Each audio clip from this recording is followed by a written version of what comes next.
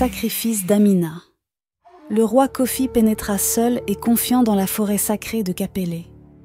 La dense végétation et les étranges murmures des arbres créaient une ambiance oppressante, mais il restait imperturbable, sa détermination inébranlable. Grâce aux potions préparées par Amina, il percevait les mirages et évitait les pièges tendus par les esprits de la forêt. Après plusieurs heures de progression, il aperçut enfin la princesse Yuli, enchaînée à un arbre immense. Ses vêtements étaient déchirés, et ses yeux, emplis de peur et de désespoir, s'illuminaient d'une lueur d'espoir en voyant Kofi. Kofi utilisa la potion de clairvoyance pour observer les gardiens de la forêt. Ils étaient des créatures monstrueuses, mi-hommes, mi-animaux, qui patrouillaient autour de la princesse.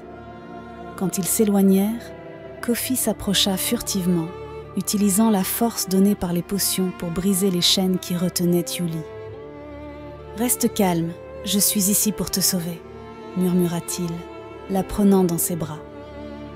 Yuli, trop faible pour parler, hocha simplement la tête en signe de reconnaissance. Ils commencèrent à fuir, mais les gardiens de la forêt ne tardèrent pas à remarquer leur absence et se lancèrent à leur poursuite avec des hurlements sinistres. Kofi courait aussi vite que possible, mais il sentait le danger se rapprocher.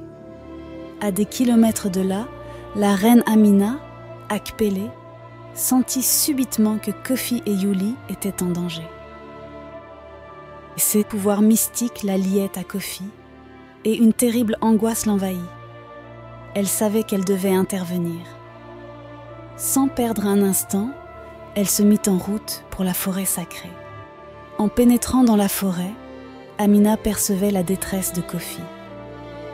Ses incantations et ses potions la guidaient à travers les ombres jusqu'à ce qu'elle arrive au cœur de la bataille.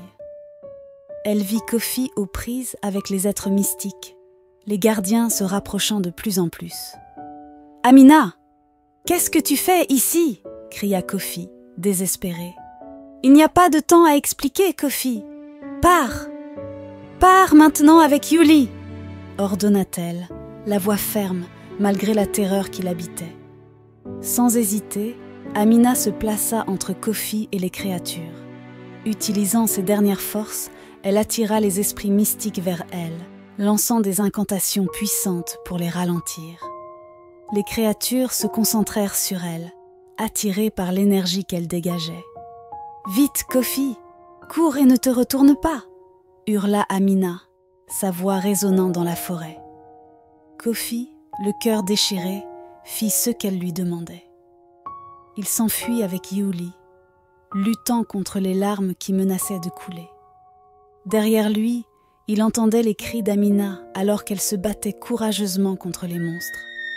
Amina, voyant Kofi s'éloigner en sécurité, se laissa submerger par les créatures. Elles la déchiquetèrent sans pitié, absorbant son esprit et son énergie. Son sacrifice permit à Kofi et Yuli de s'échapper, mais la perte d'Amina laissait une plaie béante dans le cœur de Kofi. Grâce à son sacrifice, il parvint à sortir de la forêt sacrée avec Yuli, sauvant ainsi la nièce du roi Komlan. Mais le prix à payer pour cette victoire était immense, et Kofi savait que la mémoire d'Amina resterait à jamais gravée dans son cœur et dans l'histoire d'Ubuntu.